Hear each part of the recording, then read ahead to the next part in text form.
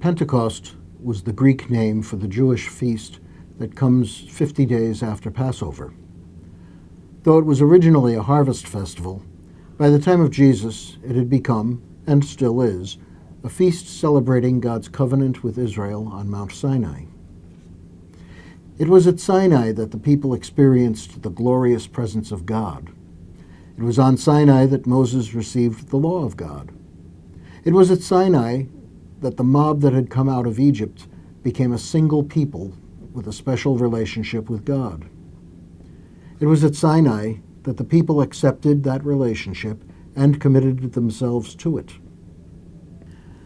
The upper room was a latter-day Sinai.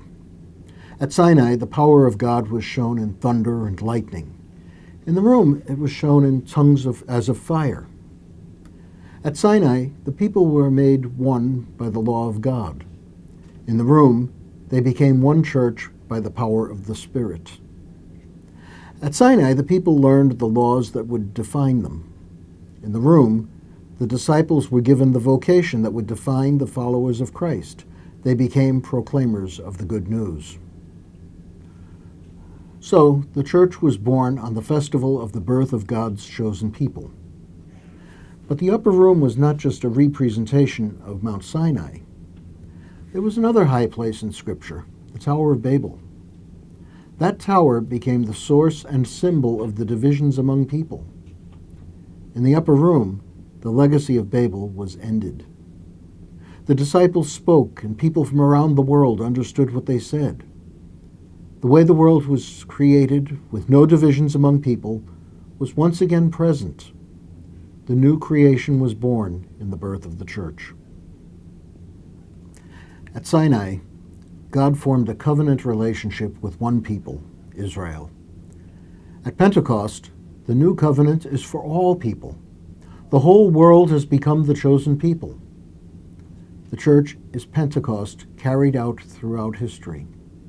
What happened to the disciples that day happens to us. The vocation they received is the vocation we receive.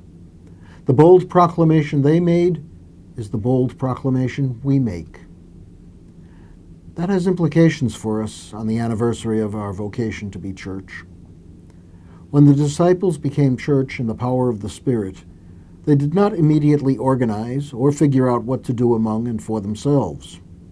Their response was to praise and proclaim God. Getting the good news out was more important than what went on inside the room or the community.